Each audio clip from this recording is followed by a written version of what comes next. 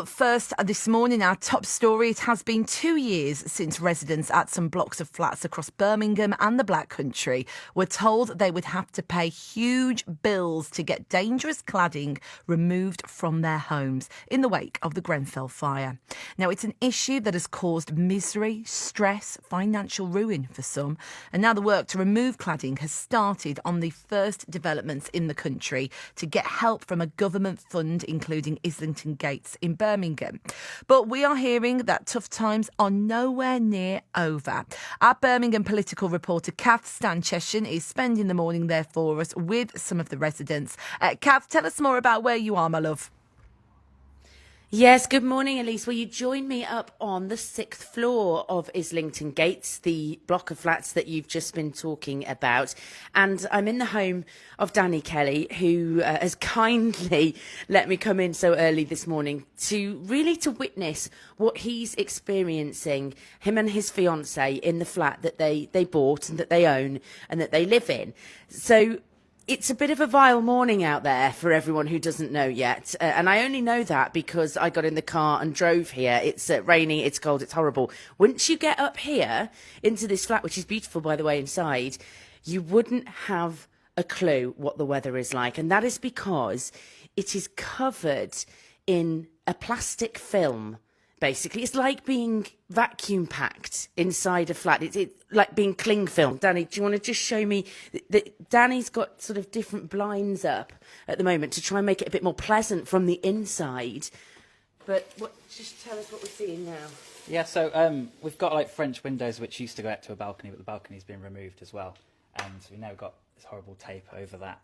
And our view, which used to be over the canal and the NIA and the Jewellery Quarter, is now completely gone, and we can just see the white sheeting and the builders when they're working and making lots of noise in the daytime. So let's just come over here. I mean, estimate how many windows you've got in this flat. I imagine it's beautiful normally. There's quite a few. So I mean, it's one of the main selling points of the flat was the nice views, like 180-degree views of Birmingham, and it's like floor-to-ceiling windows. But now we've got nothing, and we've just other than noise, and we just can't see anything. Tell us the impact, because obviously it doesn't look very nice, but I imagine there's other things as well. It feels cold. Yeah, so behind the cladding, which has been removed, was insulation. So that's all been removed, and it's not being put back on until the new cladding goes on, which we don't know when that will be. And it could be another month, and now it's getting colder. So over the summer it wasn't too bad, but now it's getting colder. It's wearing coats inside and slippers all the time, even from early October, late September. And it's been like this since April, basically, or sometime around there for many of these residents. But of course, people will be saying, but this is to fix it, isn't it? This is to fix a problem that's been awful, that has been worrying, and that is actually cost you money, although, it's still costing you money, isn't it? Yeah, so we've got, until the work's complete, we've got increased insurance, we've got Wake and Watch. We haven't got fully funding from the government fund for the work, so we've got 5-figure fees each to pay for this. Each householder is basically facing a 5-figure bill. Yeah, well, I'm a one-bed flat, so there's bigger flats in here than mine, and there'll be higher bills because it's done on square footage of the flats. And it's just the whole thing of I can't escape, I can't look out the window, I'm removed from the outside world, and every time I look out, it's a reminder that the flat's a fire trap and a money pit, and yeah, there's nowhere to look, really. I mean, you've had to be working from home through the pandemic as well, through this year, which means you literally don't have anywhere else to go than being in this dark, sort of cling-filmed in place. Yeah, so I was shielding as well, so I've spent a lot of time in the flat over the last 2 years now, and I'm working from home, and I've got disruptions, even trying to organise meetings, because you don't know who's going to be drilling into the wall next to my desk, and have to move quickly, run to the other room, which isn't the most professional atmosphere to work in either. What's the impact on you and your fiancée as well, in terms of just day-to-day living? Well, I say it's our first home, and it's my first. It's the first place we've bought, first place we've lived together, and it's sort of ruined the living experience. But I mean, yeah, we've got each other, so that's one thing, and it's just I can't wait for it to be over. And we were initially told it might be for 6 months, but that 6-month period ends at the end of October, and there's no sign of it coming down yet. And I was just that was the one thing I was clinging on to. But now it'd be nice to have an update for when it might be finished. I mean, I know you're saying you want to fast forward time. I take it you want to rewind. You'd like to rewind time as well and never buy it. Well, there's that as well. But then the other flats I was looking at have similar problems in Birmingham. So I don't think there was any escaping it if you're looking for a particular type of flat, and it seems to be spread out across the whole industry, and particularly hard in Birmingham. And let's just remind people, Elise, that, you know, this is an issue, a huge issue across the country, that in the wake of Grenfell, many flats were found to have unsafe cladding or other things as well that weren't safe enough. So basically the new legislation was brought in, rightly, to make things safer. But then what's happened is many buildings have had to have very expensive work that falls on to the homeowners, and they had no idea about it, and suddenly they're faced with £40,000, £50,000 bills that they can't afford. They also have to pay a lot more insurance as well. And in Danny's case here in Islington Gates and many other people, they are facing that bill to fix it, and now some of the work's going on. Actually, you might be looking at more work after that. This isn't the end of it, is it? No, so this is only external works. That's where the scaffolding is up. So when that comes down, there's all internal works because the builders didn't put proper compartmentalisation between the flats, and that's going to be more intrusive to the actual living experience inside the flat. So we don't know if they're going to have to take walls down, take ceilings down to put stuff back in, or put stuff in that should have been there to start with, and seal between the flats to stop fire spreading. So it's not like it's going to be safe whenever the scaffolding comes down, but hopefully I'll have a view back. Islington Gates has had about £6 million from government to do this. The bill's about £8 million. So that remainder, or £6.5 million, about £1.5 million that people are paying themselves. Do you think that's fair? Do you think you should be paying anything? Well, I think it's common across all parties that we shouldn't be paying, and those who are at fault should be paying. So whether it's the manufacturers who knew it was dangerous material, whether it's the architects who designed it without due thought about whether it's fireproof or not, whether it's the builders who built it themselves and didn't put things in that they should have done, whether it's the project managers and the surveyors and those in building control who signed off the buildings without actually checking. They went on the builder's word that they put these things in and they hadn't. There's loads of parties that are potentially at fault, but somehow it's landed at our door. Well, we wish you luck, and honestly, Elise, it's quite extraordinary. I've never been in a place that is literally covered in plastic, but that is what all the residents in Islington Gates are living with. I'm going to pop down and see someone else in another flat in a bit of a different situation to Danny, but similar worries, similar experience day to day after 8 o'clock. Thank you, Kath. And terrible story. And bless Danny and his fiancée. Great to hear from him in his situation. Like Kath said, she will be staying at Islington Gates for us this morning. She'll be moving around and speaking to other residents after 8 o'clock this morning. Our top story this morning. It's been 2 years since residents at some blocks of flats across Birmingham and the Black Country were told they would have to pay huge bills to get dangerous cladding removed from their homes in the wake of the Grenfell fire. Now, it's an issue that has caused misery, stress and financial ruin for some. Now the work to remove cladding has started on the first developments in the country to get help from a government fund, including Islington Gates in Birmingham. But we're hearing the tough times are nowhere near over. Our political reporter Kath Stancheshin is spending the morning there for us with some of the guys that live there. Kath, you've moved flats now to a different part of the building. Yes, good morning, Elise. I have been upstairs on floor 6. I've been outside as well here at Islington Gates to do a bit of a description. I'll tell you about that in a minute. But now I've moved down to floor 4 and I'm in the home of Lynn Brooks. It's a beautiful, beautiful flat inside. I've got to say, Lynn has got an eye. You can see that. It's gorgeous. It's so beautifully decorated, beautiful furniture.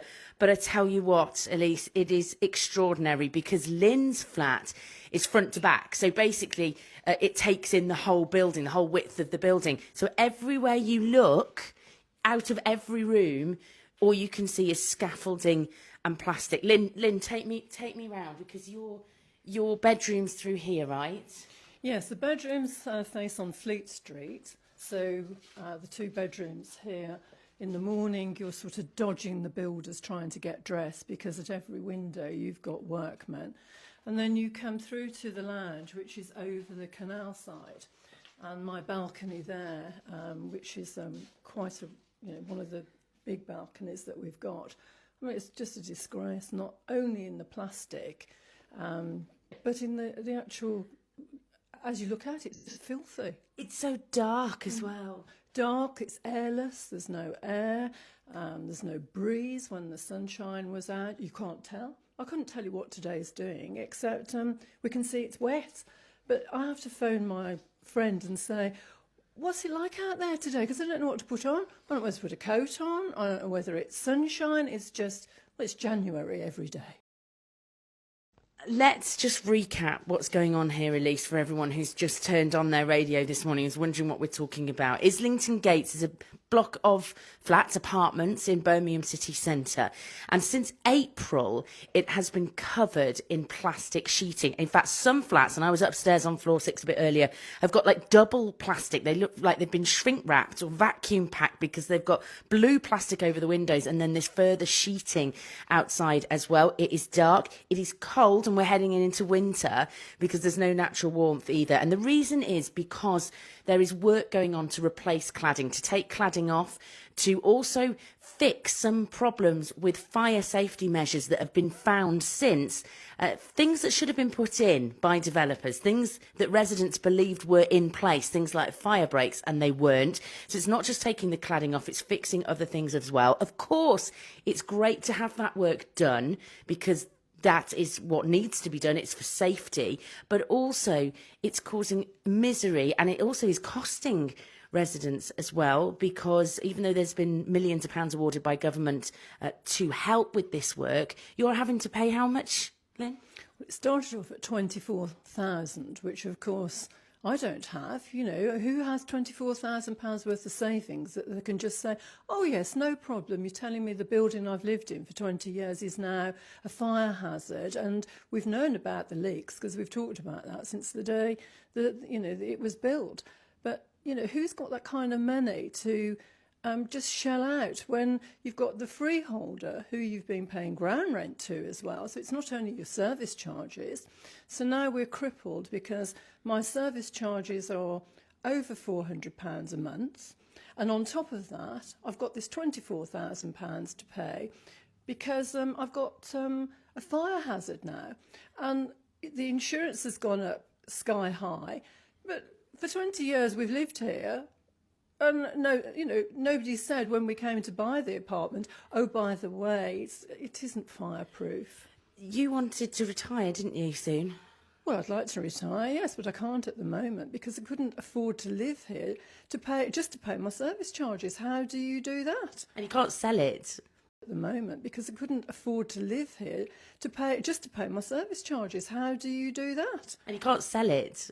No, you can't sell it unless you've got a cash buyer. But of course, then the cash buyer would want it at a ridiculously low price. You can't rent them either because there's lots of apartments in Birmingham that you haven't got this plastic to look out at. I know, and I know it's been on since April. You've already had 6 months of it. You're heading into the winter. No one seems quite sure how long it's going to be on. Just tell us about the impact on your life daily, how it feels to live here. Well, it's depressing. You don't want to bring anybody back here. Would you want to bring somebody back for an afternoon tea or something? No, you don't want to. So during the summer when it was hot, I used to go to a wine bar around the corner and take my dog, and we used to sit in the gardens and have a cup of coffee till about 9 o'clock at night. I bet they thought I was a really fantastic customer, a couple of coffees, all evening. But who wants to come back to this? I can see, and it is upsetting, and it is a day-to-day stress on your existence, isn't it? Yes, because, OK, you've got the builders and they try their best. They don't start work till 8 o'clock in the morning and they usually finish by 4 and they're not here of the weekends. But, hey, you get up, you're looking at this. There's no quality of life, none at all. And to be honest, it's really good of you to come round. But the more you talk to me about it, the more upset I get because, to be honest, I just want to try and, shut my eyes and forget about it because financial implications are just horrendous, just horrendous. I'm sorry, and I'm sorry we have to be here for this reason. But of course, you do want people to know about this, and we know lots of residents have been campaigning to get more help. There is this government fund that's paying for some of it, but you don't know how long it's going to go on for. You don't know when it ends, this nightmare. Well, we don't know when it ends, and we also don't know what's coming, because I understand this is just the cladding. There's also another bill coming for remedial works as well, which we don't know what those are either. And to be honest, why are we paying it? Why isn't the freeholder paying it? We've paid 20 years of a freehold for what? Lynn, thank you very much for talking to us. Thank you for showing me your beautiful flat inside that you actually can't see anything out of the windows of. It's dark, it's cold, and we're heading into winter. Residents here at Islington Gates are dealing with this at the moment. They just hope that work's going to be done soon. Oh, Kath, thank you. And thank you to Lynn as well. I appreciate this is an extremely frustrating, depressing situation, like she mentioned. Why are they having to pay for it? That's what I want to know. Also, I found it extraordinary, just the little things like, let alone living in darkness for, 6 months of the year so far, but not even knowing what the weather's doing outside. The fact that Lynn has to ring a mate and say, what's the weather doing today? Because I don't know whether to put a jacket on. I just think that is crazy. Imagine not having daylight through your windows. Absolutely crazy.